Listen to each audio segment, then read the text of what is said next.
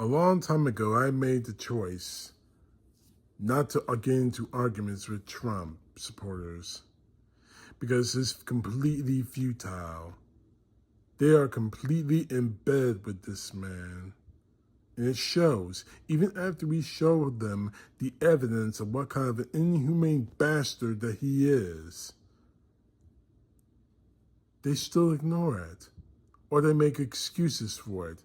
He didn't mean that. He meant this. So he did that. So what? He's a man. Get over it.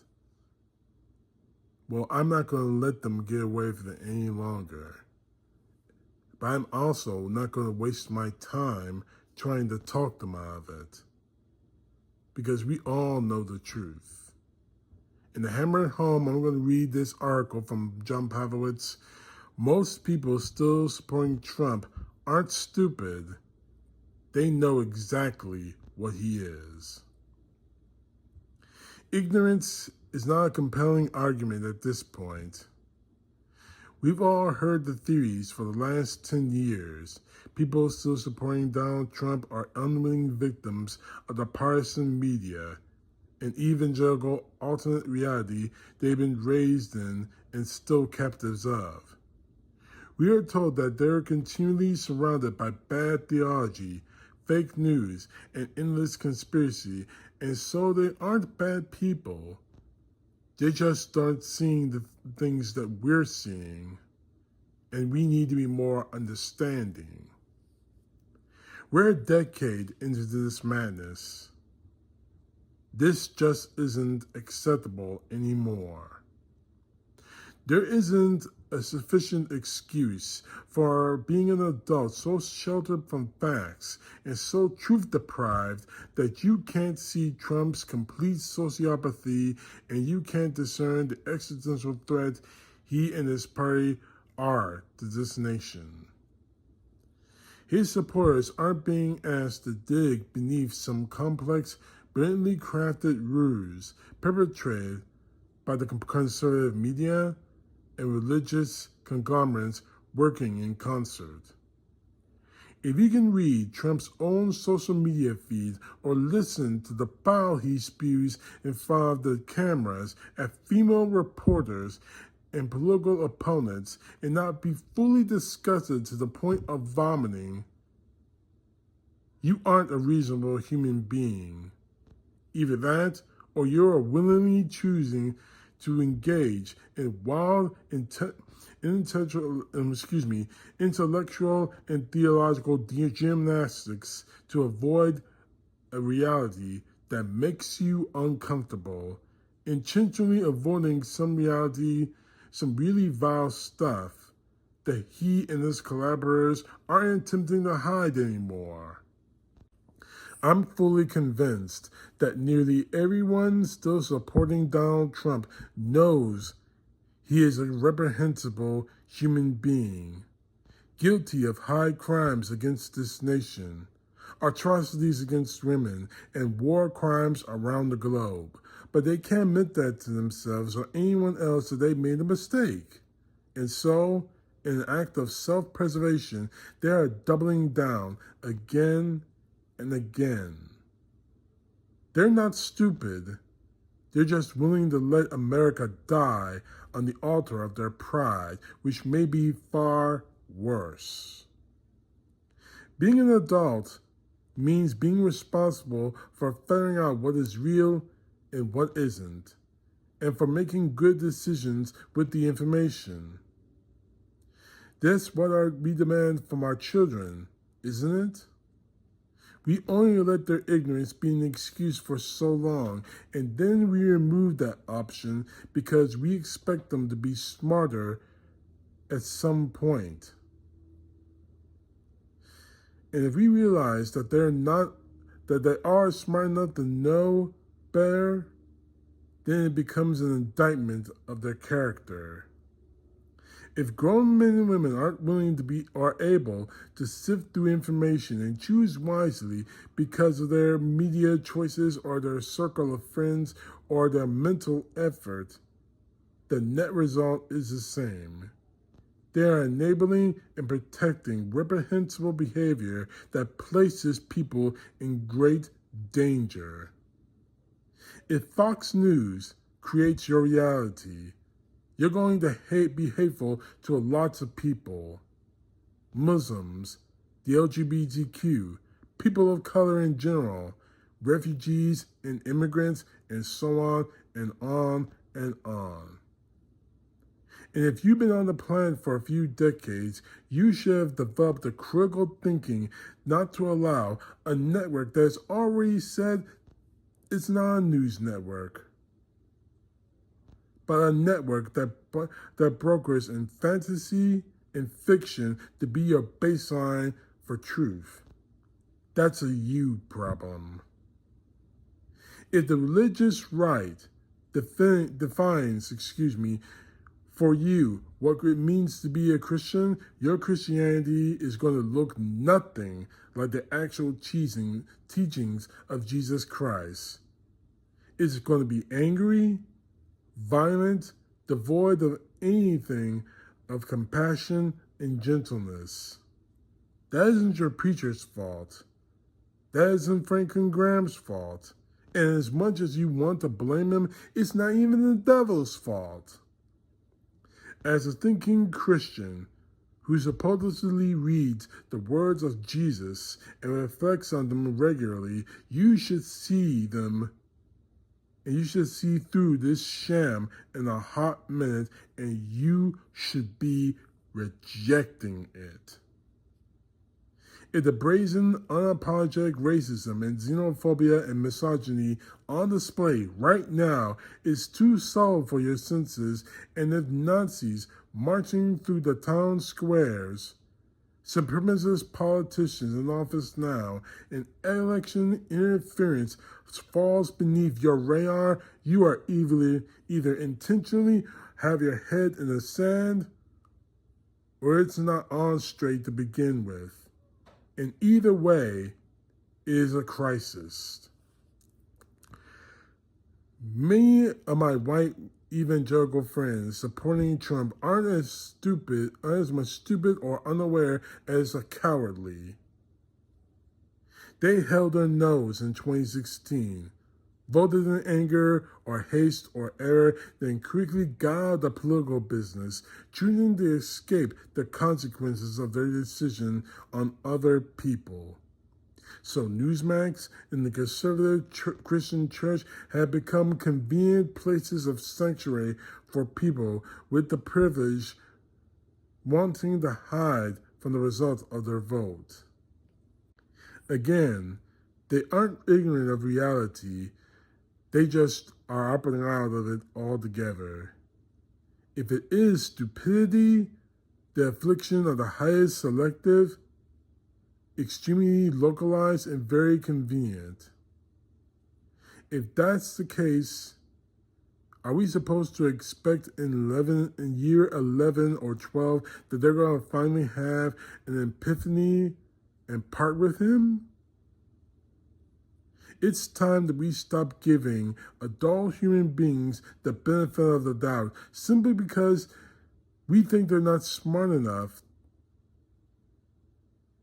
to be fooled by religious shysters, fake news peddlers, and political snake oil salesmen.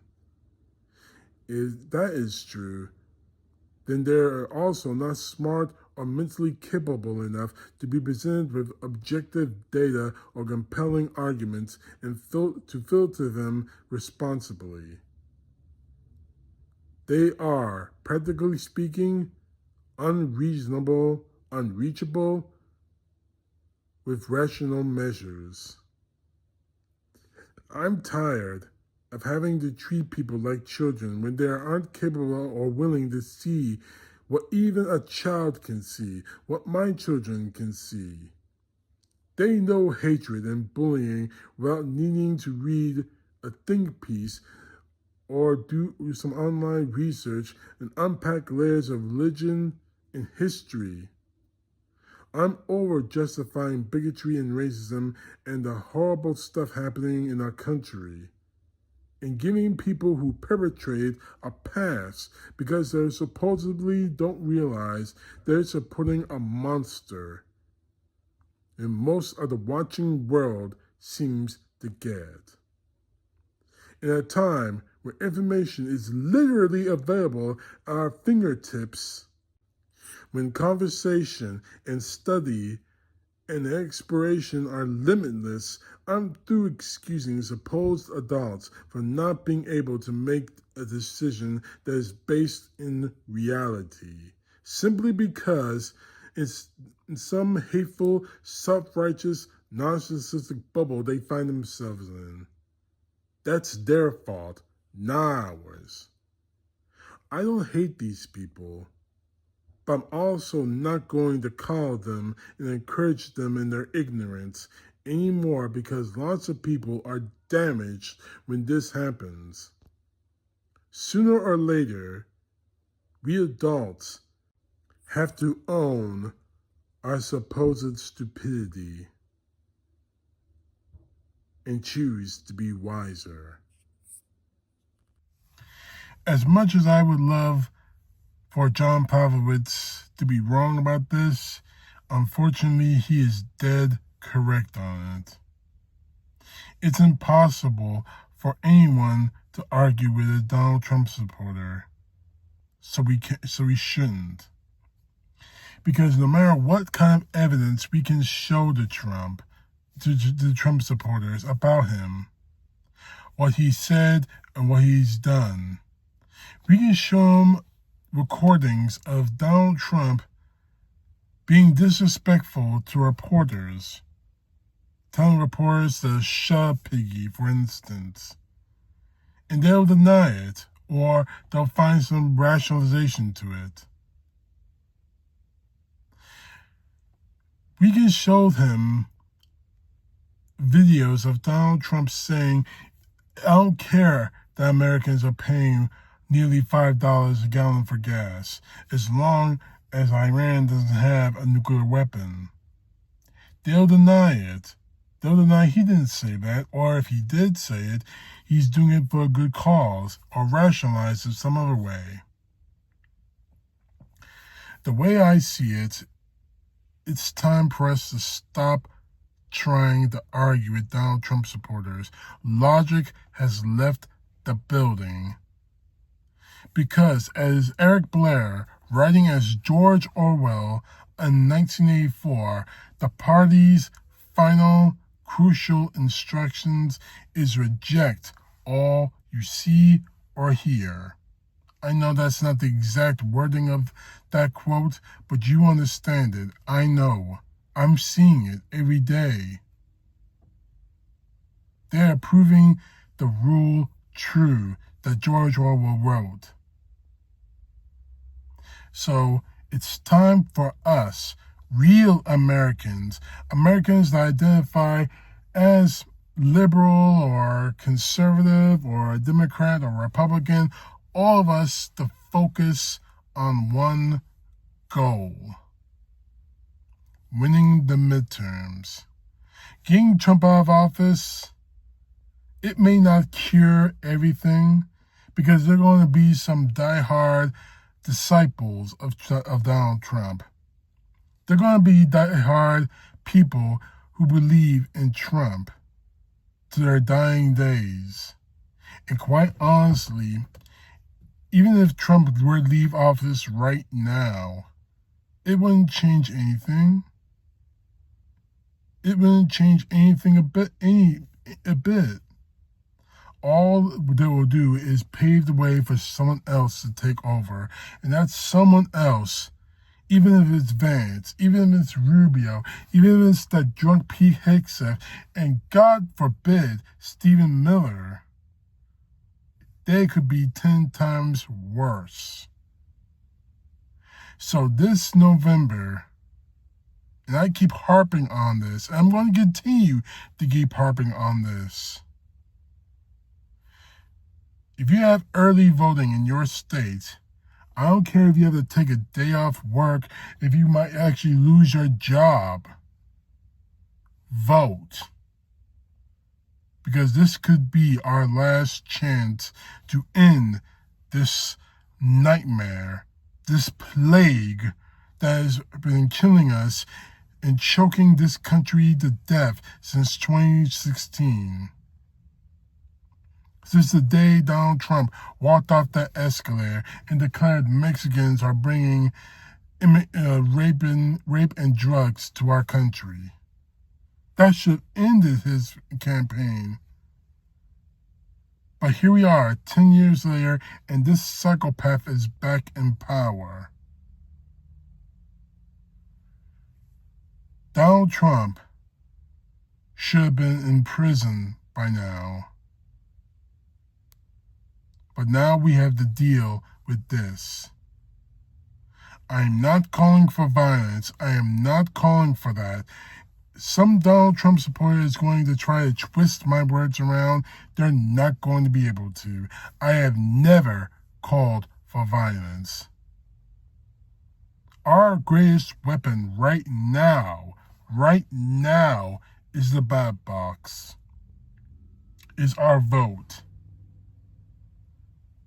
In November is our chance of loading the weapon, checking the box, or pushing the selection button if it's done by computer, is us firing it. Our vote is our weapon. And again, this won't lead, even if the the Democrats get the House and the Senate, it won't lead to the impeachment of Trump or his leaving office. It might bring his resignation. But it won't lead to the end of MAGA. That's coming soon. But it can slow it down. It can bring the end closer to MAGA. And we can start the process of rebuilding our nation into what it was supposed to be before the plague of Trump. So stop wasting your time trying to argue with these people and start putting your energy to what happens in the next few months. We are nearly 4 months away from the midterms. This could be our only chance of ending Donald Trump's treasonous, destructive, I can't get the words out, dictatorship forever. He might not be impeached, he might not be removed from office, but this could slow him down. So stop arguing with Trump supporters and start putting your efforts there. November. Talk to your friends. Talk to your coworkers if you can. Now, I know that their employee rules say you might not be able to talk politics in the workplace. However, talk to your friends, talk to your family members, get on the street, get on the phones, get on internet. Talk to everyone you possibly can between now and November. Impress upon them that this is serious. And this is our last chance. And as for you Trump supporters who saw the light and had your come to Jesus moment from what Donald Trump has done, welcome. But you don't get any forgiveness from me, because I can attest personally, I've warned you for 10 straight years of what this man is capable of. 10 years I had to endure you calling me everything in the book, from being a traitor to accusing me of being a terrorist to actually going even beyond the point and calling me a rapist, accusing me of being a baby killer. So you get no forgiveness from me because you got a come to Jesus moment. Because the truth of the matter is, you don't like what Trump is doing because it's affecting you. If it wasn't affecting you, you would be the same backstabbing bastards that you were back then, as you probably still are now, but now your pocket feels a little empty. That's the only reason why you crossed Trump. You want some repentance? You want forgiveness? You're not getting it from me. And you shouldn't get it from any other American right now. You want some absolution for it? Vote against Trump and anyone he endorses this November. Join us in fighting to save our country. You get no forgiveness, but that will be the good step of your personal redemption. And as for you and the MAGA still brainwashed, you know what? I'm not going to use that excuse anymore. You weren't brainwashed. You were always like this, always hateful, because you hate immigrants, you hate Muslims, you hate the LGBTQ. You always been like this. Donald Trump just gave you an excuse to come out and express your hatred outside of the covers, outside of your houses, outside of everywhere else. Now, thanks to Trump, you let your racism show in live and living color. You're beyond saving, in my view. But I'm not going to argue with you because it's going to waste my time I can use to make videos like this, to talk to friends and family members, to get them to vote, to plan what I'm going to do when election day hits. I already got my plan ready, but I'm going forward and making sure that I'm still registered to vote. I check my registration almost every week because, make no mistake about it, Trump is desperately trying to stay in power, and he doesn't care how he does it. So now is our time to end him, to end this nightmare. Don't argue with these people anymore. Focus only what we need to do. November is coming, and it will be here before we know it. Our chance to save our country and the lives of people in this country is coming. And we are the last chance. Don't waste it. CTP, know truth, God bless. Peace to the left, justice to the right. Don't forget to subscribe and share my videos.